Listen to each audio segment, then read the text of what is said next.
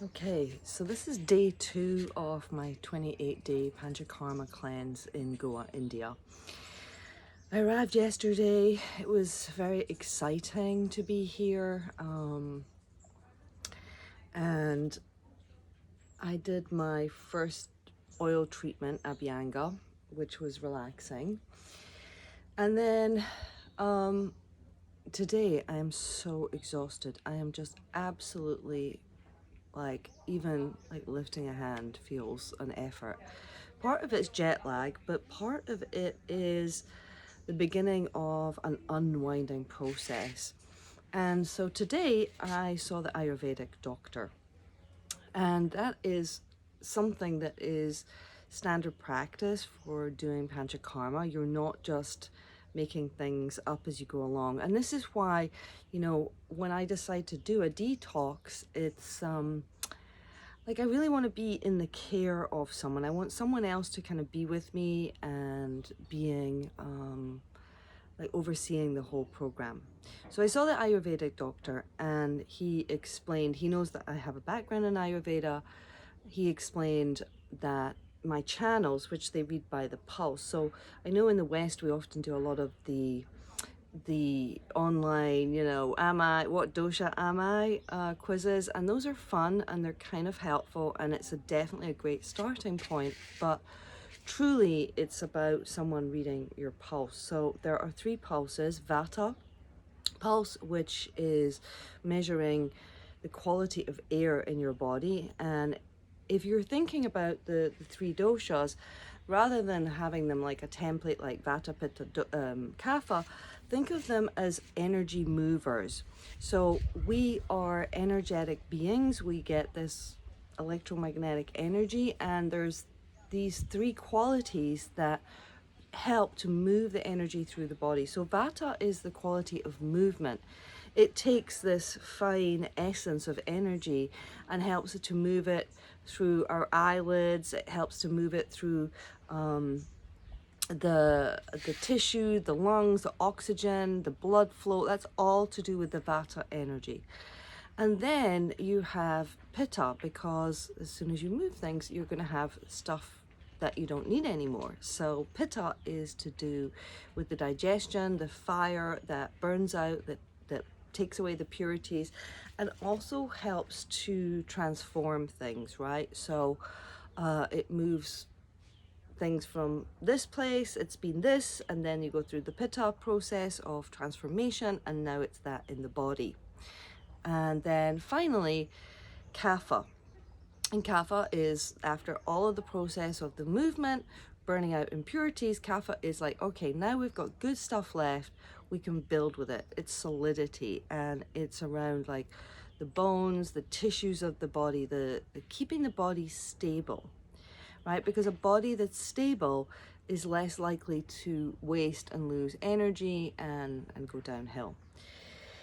Needless to say, I was feeling my energy was really blocked, was really sluggish. I have been in Scotland for almost 5 months. Normally I cook all my food myself. I haven't been cooking for myself. I haven't been eating, chips every day, but definitely more food that is from the supermarket, packaged, less fruit and vegetables, and just not made by myself. Definitely had a lot more alcohol than I would normally have. Yes, there's been nicotine involved in there as well. So, and just a kind of taking on board of other people's, I went back to Scotland to help out with family, and it's kind of feels like everything's just been like mud stuck to me. So I knew that, and that's why I wanted to come and do this. The channels are so blocked that he says he wants to do a cleanse first off. So the next 3 days will be eating very lightly, so no fruit. And again, when you get into the Ayurvedic thing, and it's not just, I'm doing a juice cleanse, the whole system is chogged up. So no more sugar for the next 3 days, because sugar is kapha. Kapha's the stability. So it's no rice, no fruits. I'll be having a kind of watery dal for the next 3 days, and tea, no coffee, no stimulants, definitely no alcohol, no cigarettes. And we'll see how that goes. That's on the intake. And then because they need to unblock the channel, there'll be oil enemas 3 times, along with this special technique of pummeling herbs into the body to kind of break up all the gunk that's in there.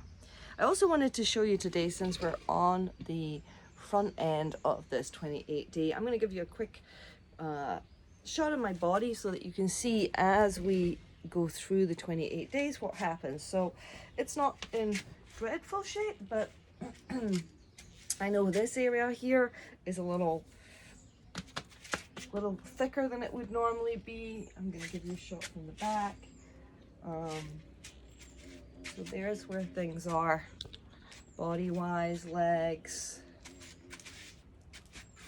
probably a little bit of the ama stuck in here, and a quick of my face. As you can see, today is like, oh, tired.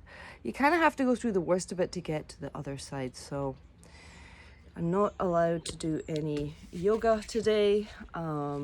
I've turned off all my electronics apart from this, so that I can really just let this whole thing settle. So I'm signing off now. I'm gonna slowly crawl back to a lounge chair and